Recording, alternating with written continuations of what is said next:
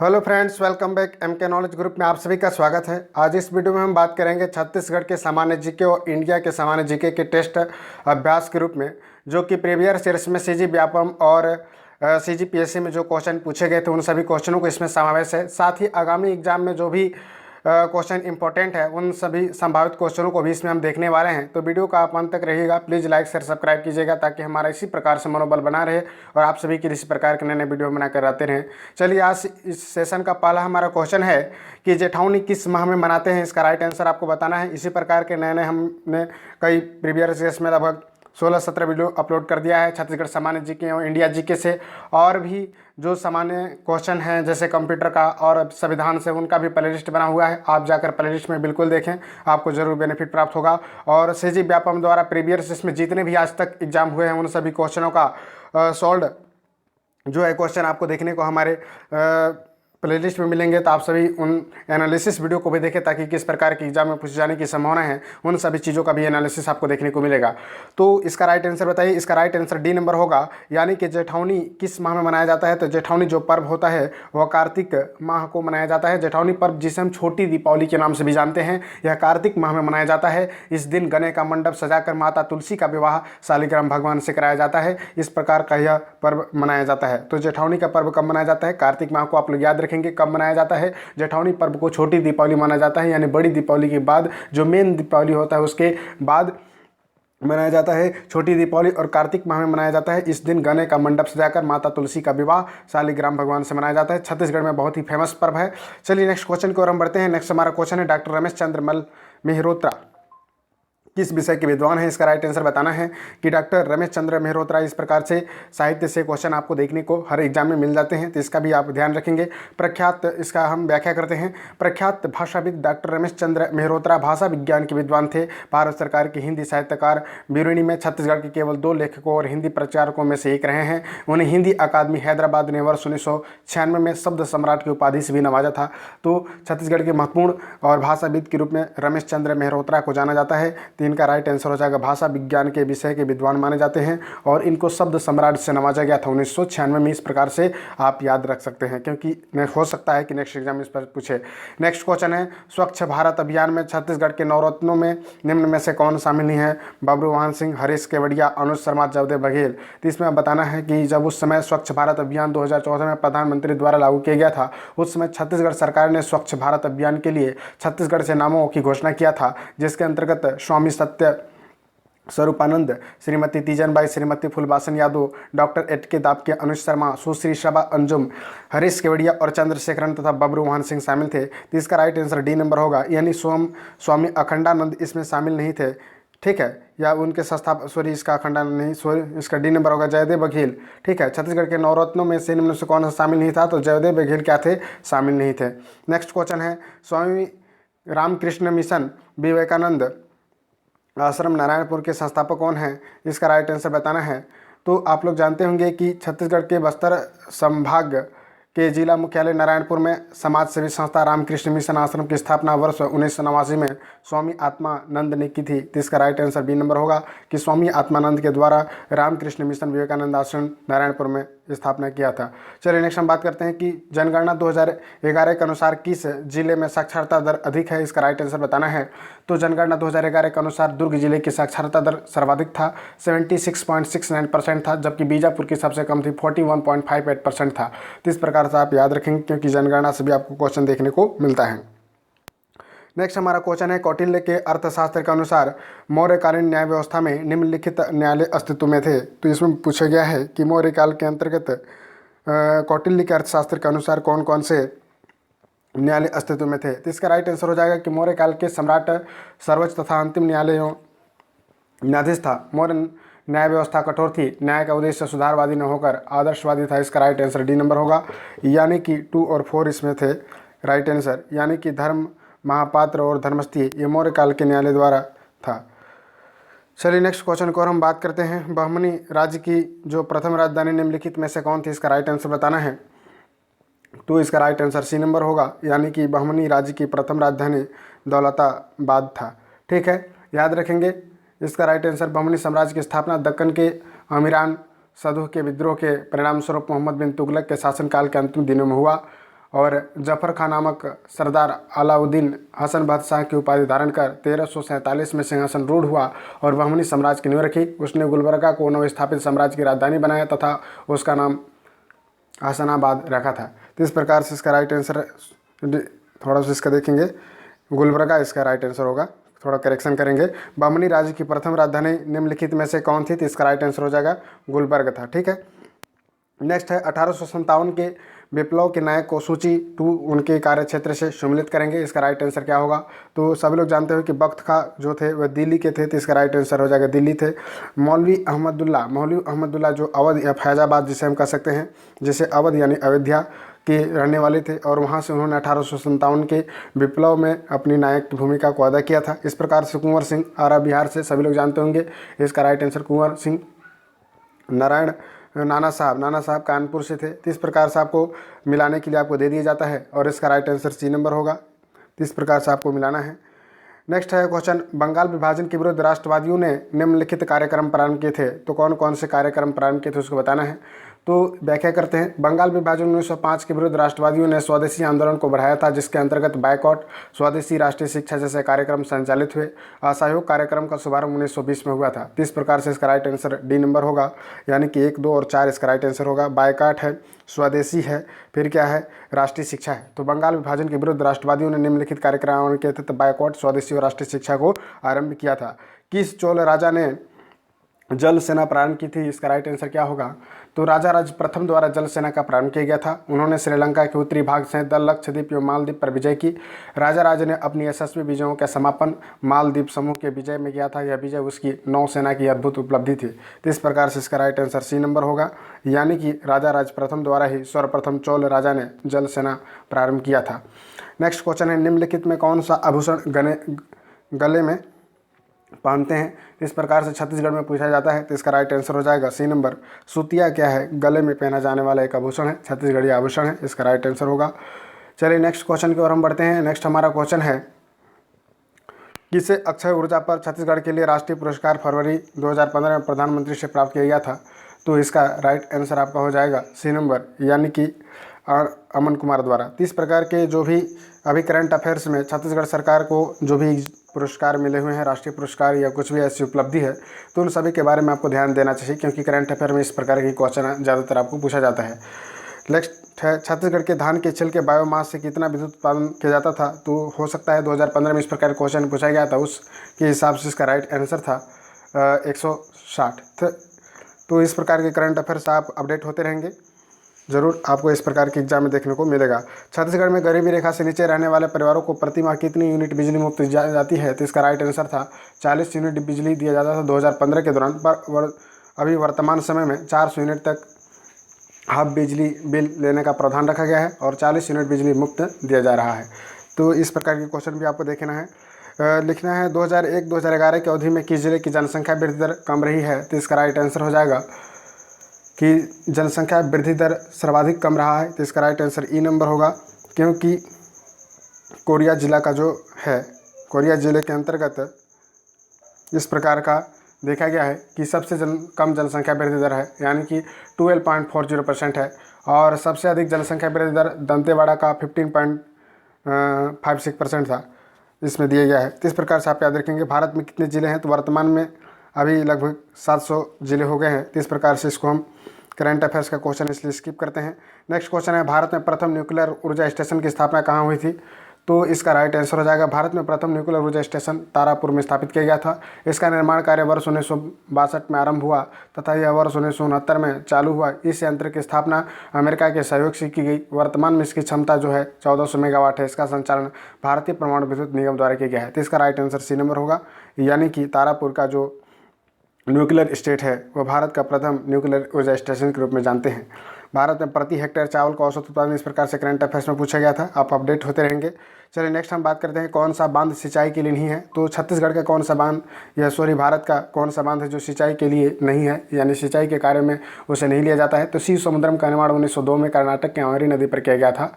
इस परियोजना का उद्देश्य कोलार कोल्ड माइन्स और मैसूर शहर और अन्य आसपास के क्षेत्रों में बिजली की आपूर्ति सुनिश्चित करना था। यह बाढ़ नियंत्रण और पर्यटन का प्रमुख केंद्र है। तो इस प्रकार से इसका राइट आंसर होगा शिव समुद्रम। शिव समुद्रम बांध जो है सिंचाई के लिए नहीं है, चूँकि इसका उपयोग जो है गोल्ड माइंस तथा मैसूर शहर और आसपास के शहरी क्षेत्रों में बिजली की आपूर्ति हेतु सुनिश्चित हेतु किया गया है। तो इस प्रकार से आप याद रखेंगे शिव समुद्रम क्या है, सिंचाई के लिए नहीं है और यह बिजली वगैरह के लिए यूज के लिए है। नेक्स्ट क्वेश्चन है राज्य विधान परिषद के विषय में सही क्या है, इसका राइट आंसर बताना है। तो राज्य विधान परिषद एक स्थायी सदन होता है, इसे भंग नहीं किया जा सकता है। इसके 1/3 सदस्य प्रति दूसरे वर्ष सेवानिवृत्त होते जाते हैं। इसके सदस्यों का कार्यकाल 6 वर्ष का होता है। तो इसका राइट आंसर सी नंबर होगा, यानी कि यह एक स्थायी सदन होता है, राइट है। और इसमें तीसरा कथन भी है भंग नहीं किया जा सकता, यह भी सही है। और इसमें देखिए प्रति दूसरे वर्ष 1/3 सदस्य क्या होते हैं, सेवानिवृत्त होते हैं, ये भी सत्य है। और इसका है इसके सदस्यों का कार्यकाल 6 वर्ष का होता है। तो इस प्रकार से राज्य विधान परिषद के बारे में कथन पूछा गया था, ये भी कथन सही है। पशु जो है संगणना 2007 के अनुसार छत्तीसगढ़ राज्य में पशु की संख्या का सही क्रम बढ़ते क्रम में आपको बताना था। तो इसका राइट आंसर क्या होगा, इसका राइट आंसर बी नंबर होगा, यानी कि पशु संगणना 2007 के अनुसार छत्तीसगढ़ राज्य में पशु की संख्या का सही क्रम जो था, सबसे अधिक मात्रा में गाय, दूसरे नंबर पर बैल, तीसरे नंबर पर बकरी और चौथे नंबर पर भैंसी है। तो इस प्रकार से क्रम है जो छत्तीसगढ़ में सर्वाधिक मात्रा में पाए जाने वाले पशु की है, सर्वाधिक संख्या में पाए जाने वाले पशुओं का है। नेक्स्ट क्वेश्चन है किस पारंपरिक छत्तीसगढ़ लोकगीत में गंगा का नाम बार बार लिया जाता है या आता है। तो इस प्रकार से आप देखते होंगे कि छत्तीसगढ़ का एक भोजली गीत है जिसमें अधिक अगर बात करें शुभ या मंगलकारी कार्यों के समय सी नंबर इसका राइट आंसर सोहर, भोजली याद रखेंगे, भोजली गीत में गंगा का नाम बार बार आता है। नेक्स्ट क्वेश्चन है युवागिरी घोटुल के युवती सदस्यों का प्रमुख जो होती हैं उनका नाम क्या है आपको बताना है। जिसका युवागिरी घोटुल के युवती सदस्यों का प्रमुख मोटियारिन तथा युवक सदस्यों के प्रमुख चेलिक कहे जाते हैं। घोटिल संस्था का प्रचलन बस्तर जिले के मुरिया जनजाति में प्रचलित है और इसके सदस्यों में अविवाहित स्त्री और पुरुष होते हैं। तो इस प्रकार के आप इसका राइट आंसर आप लगा सकते हैं कि युवागिरी घोटुल में युवती सदस्यों का प्रमुख कौन होते हैं, तो मोटियारिन होते हैं। नेक्स्ट है लाखंडी क्या है, लाखंडी एक दाल है, याद रखेंगे लाखंडी एक क्या है, दाल है। गोचा पर्व किस माह मनाया जाता है, तो गोचा पर्व आषाढ़ माह मनाया जाता है। यह प्रमुख रूप से बस्तर जिले में प्रचलित है और इसके दशहरे के समय रथ यात्रा निकाली जाती है और इसे ही गोचा कहा जाता है। तो इसको याद रखेंगे, गोचा पर्व क्या है, आषाढ़ में मनाया जाता है और गोचा पर्व क्या है, बस्तर में प्रमुख रूप से प्रचलित है। इसे दशहरे के समय रथ यात्रा निकाला जाता है और इसे ही गोचा कहा जाता है, याद रखेंगे। 2001 की तुलना में वर्ष 2011 के छत्तीसगढ़ राज्य में जनसंख्या घनत्व में वृद्धि हुआ है। तो इस प्रकार से जनसंख्या से एक क्वेश्चन आपको देखने को मिलता है। तो वर्तमान समय में अगर हम बात करें जनसंख्या घनत्व का तो 189 है, यानी कि वर्ष 2001 में जनसंख्या घनत्व 15 यानी 154 था तथा 2011 में 189 था। तो इस प्रकार से आप याद रख सकते हैं कि इसका राइट आंसर बी नंबर होगा, यानी 35 जो है अंकों का वृद्धि देखा गया है। तो इस प्रकार से आप इसे भी अच्छे से याद रखेंगे। नेक्स्ट क्वेश्चन है पंडित दीनदयाल उपाध्याय कौशल विकास योजना के अंतर्गत वर्ष 2012-13 में किस महाविद्यालय के छात्रों को प्रशिक्षण दिया गया है। तो इसका राइट आंसर हो जाएगा स्नातकोत्तर महाविद्यालय जगदलपुर के छात्रों को प्रशिक्षण प्रदान किया गया है। ये नंबर इसका राइट आंसर होगा, शासकीय काकतीय स्नातकोत्तर महाविद्यालय जगदलपुर। इस प्रकार से करंट अफेयर्स केवल इसी प्रकार के करंट अफेयर्स पूछे जाते हैं जो शासकीय चीज़ों से जुड़े हों या छत्तीसगढ़ में कुछ अनूठा किए गए हैं। सभी करंट अफेयर्स को हमें पढ़ना भी नहीं है और इस प्रकार के करंट अफेयर्स से हमने सभी वीडियो बनाए हैं, तो आप उसे भी देख सकते हैं। करंट अफेयर्स में काफ़ी इंपॉर्टेंट क्वेश्चन कोई पूछा जाता है जो किसी भी संस्था से या सरकारी कामों से रिलेटेड होते हैं। उन सभी क्वेश्चनों को हमने उसका एनालिसिस किया है। तो क्वेश्चन कैसा पूछा जा रहा है और कैसा पूछा जा सकता है, ऐसे संभावित जो भी क्वेश्चन हो सकते हैं उन सभी क्वेश्चनों को हमने प्रैक्टिस करवाने की कोशिश किया है। तो प्लीज़ आप इस चैनल को जरूर सब्सक्राइब कीजिएगा और लाइक भी करेंगे। बहादुर कलारीन की माची निम्न में से क्या है। इस प्रकार के क्वेश्चन आपको देखने को मिलता है। यह जो है बहादुर कलारीन की माची छत्तीसगढ़ का प्रमुख स्मारक है।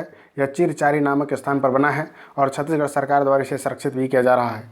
तो 58 का ये नंबर होगा। यह क्या है, प्राचीन स्मारक है बहादुर कलारीन की माची। तो कई बार मेंस में भी इस प्रकार की चीज़ों को भी पूछ लिया जाता है। और इस प्रकार से खनिजों के उत्पादन मूल्य क्या है वर्तमान समय में पूछा गया, इसको हम स्किप करते हैं क्योंकि यह करंट अफेयर्स का चीज़ है। नगमोरी शरीर के किस अंग में का आभूषण है, तो इसका बताना है। सभी लोग जानते होंगे। अभी वर्तमान समय के परिप्रेक्ष्य में अगर हम बात करें तो छत्तीसगढ़ से आभूषणों से भी 1-2 क्वेश्चन आपको हर एग्जाम में देखने को मिलता है। तो इसका राइट आंसर हो जाएगा भूजा।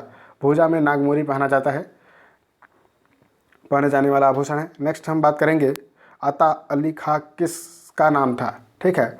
तो इसका राइट आंसर हो जाएगा तानसेन को अता अली खां के नाम से जाना जाता है। इसका अन्य नाम रामतनु पांडे था, ठीक है। आप लोग जानते होंगे कि तानसेन को अता अली के नाम से भी जाना जाता था और इनका नाम क्या था, रामतनु पांडे। ये हिंदुस्तानी शास्त्रीय संगीत के एक महान ज्ञाता थे और इन्हें अकबर के नौरत्नों में भी गिना जाता है। तो इनका जन्म 1506 में हुआ था और ग्वालियर में हुआ था। तो इस प्रकार से आप इसको याद रख सकते हैं। इसका राइट आंसर हो जाएगा इनमें से कौन ही। तो अता अली खान वास्तव में क्या है, रामतनु पांडे। तो रामतनु पांडे का नाम था और वो जो थे वह हिंदुस्तानी जो है शास्त्रीय संगीत के एक महान ज्ञाता थे और वो अकबर के 9 रत्नों में से एक थे। इसे याद रखना है, रामतनु पांडे, जिसे अता अली खान के नाम से जाना जाता है। नेक्स्ट है, कलकत्ता में सुप्रीम कोर्ट भारतवर्ष में प्रथम बार किस अधिनियम द्वारा बनाया गया था। तो कलकत्ता में सुप्रीम कोर्ट भारत के प्रथम बार 1717 में रेगुलेटिंग एक्ट द्वारा स्थापित किया गया था और इसके मुख्य न्यायाधीश एलिजा एम्पे थे। रेगुलेटिंग एक्ट द्वारा बंगाल के गवर्नर को गवर्नर जनरल का पद दिया गया था तथा बम्बई और मद्रास प्रेसिडेंसी को कलकत्ता प्रेसिडेंसी का अधीन कर दिया गया था। इसका राइट आंसर हो जाएगा ई नंबर, यानी कि आप लोग इसको 1700 जो है 1717 सॉरी इसमें 1774 होगा। कलकत्ता में सुप्रीम कोर्ट का प्रथम बार स्थापना 1700 जो है 74 में किया गया था रेगुलेटिंग एक्ट के द्वारा। तो इस प्रकार से आप याद रखेंगे, करेक्शन करेंगे। नेक्स्ट हम चलते हैं, महादेव पहाड़ियाँ किसका भाग है, इसका राइट आंसर बताना है। तो महादेव पहाड़ियाँ सतपुड़ा श्रेणी के मध्य भाग में स्थित है और ये पहाड़ियाँ मध्य प्रदेश में नर्मदा और ताप्ती नदियों के मध्य स्थित है। तो इसका राइट आंसर है महादेव पहाड़ियाँ किसका भाग है, सतपुड़ा का। नेक्स्ट क्वेश्चन है, जवाहर सुरंग कहाँ से गुजरती है। तो इसका राइट आंसर हो जाएगा जवाहर सुरंग जो है बनिहाल दर्रे से गुजरती है। यह सुरंग वर्ष 1956 में खोली गई थी और भारत के पहले प्रधानमंत्री जवाहरलाल नेहरू के नाम पर इसका नाम जवाहर सुरंग रखा गया है। तो इस प्रकार से आप कनेक्ट कर सकते हैं। इसका राइट आंसर हो जाएगा जवाहर सुरंग बनिहाल दर्रे। नेक्स्ट क्वेश्चन है, भारत में 10 लाख या अधिक जनसंख्या वाले नगरों की संख्या कितनी है। तो इसका राइट आंसर हो जाएगा जनगणना 2001 के अनुसार भारत में 10 लाख से अधिक जनसंख्या वाले नगरों की संख्या 53 है। वर्ष 2001 में यह संख्या क्या थी, 35 थी। इसका राइट आंसर हो जाएगा ई नंबर। नेक्स्ट है, छत्तीसगढ़ में वर्ष 2012-13 में संपूर्ण उद्यान की फसलों का क्षेत्रफल कितना था। तो इसका राइट आंसर हो जाएगा जो 689,000 हेक्टेयर था। तो इस प्रकार से फसल से भी कुछ क्वेश्चन देखने को मिलता है। नए राज्य के गठन के बाद से मार्च 2012 तक छत्तीसगढ़ में स्थापित सूक्ष्म और लघु उद्योगों की संख्या कितनी थी। तो इसका राइट आंसर हो जाएगा 12,035 थी। तो इस प्रकार से आपको करंट अफेयर्स से अपडेट होते रहना है। बिलासपुर जिले में निम्न स्थानों पर औद्योगिक क्षेत्र के स्थापित किए गए थे। तो इसका राइट आंसर बताना है, बिलासपुर जिले के सिरगिटी तथा तिफरा नामक स्थान पर औद्योगिक क्षेत्र स्थापित किए गए तथा सभी उत्तर। इसका राइट आंसर बी नंबर होगा, यानी 1 और 2। 1 और 2 जो है सिरगिटी और तिफरा। सिरगिटी और तिफरा क्या है, बिलासपुर नामक स्थान पर हैं, बिलासपुर जिले में स्थित है।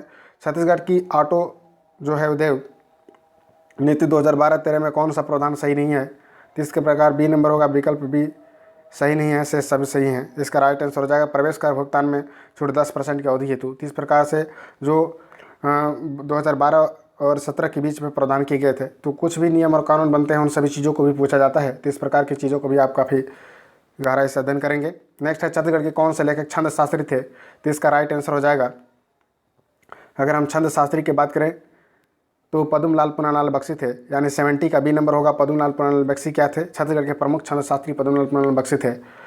भारत में निम्न में से कौन से राजकोषीय नीति निरूपित करता है। तो इसका राइट आंसर हो जाएगा, भारत में राजकोषीय नीति को वित्त मंत्रालय द्वारा निरूपित किया जाता है, 71 का। इसका राइट आंसर ए नंबर होगा। विश्व के कुल निर्यात में भारत का हिस्सा वर्ष 2013 में क्या था। तो इसका राइट आंसर हो जाएगा 1.7% था, यानी 72 का बी नंबर था, 1.7% था। वर्ष 2001 से 2012 तक की अवधि में भारत के सेवा क्षेत्र की वृद्धि दर क्रम विश्व में क्या था। तो इसका राइट आंसर हो जाएगा 9% और इसका स्थान था, दूसरा स्थान था। राग गोविंद के रचनाकार हैं, इसको बताना है आपको। तो राग गोविंद के रचनाकार कौन माने जाते हैं, मीराबाई, नरहरि, सूरदास, रसखान। तो कृष्ण भक्त राजपूत राजकुमारी मीराबाई ने राग गोविंद की रचना की थी, जो भगवान श्री कृष्ण को समर्पित है। तो इसका राइट आंसर ए नंबर होगा, यानी राग गोविंद जो है वो मीराबाई के द्वारा रचना किया गया है। निम्न में से कौन सा नाम बुद्ध का दूसरा नाम है। तो इसका राइट आंसर हो जाएगा ई नंबर, इनमें से कोई नहीं। बुद्ध का दूसरा नाम क्या है, इनमें से कोई नहीं, ठीक है। तो इस प्रकार के क्वेश्चन आपको देखना है। कहीं कहीं प्रच्छन्न नाम से देखा जाता है, पर इसे अपडेट कर लेंगे, थोड़ा सा देखेंगे कि इसका राइट आंसर क्या हो सकता है। निम्नलिखित संविधान संशोधनों को सम्मिलित करना है, इसका राइट आंसर क्या होगा। तो भारतीय संविधान का जो भाग है व 13वां संशोधन, 18वां संशोधन, 39वां संशोधन और 52वां संशोधन। तो इसका राइट आंसर है डी नंबर, यानी कि आपका जो है 52वां संशोधन जो है और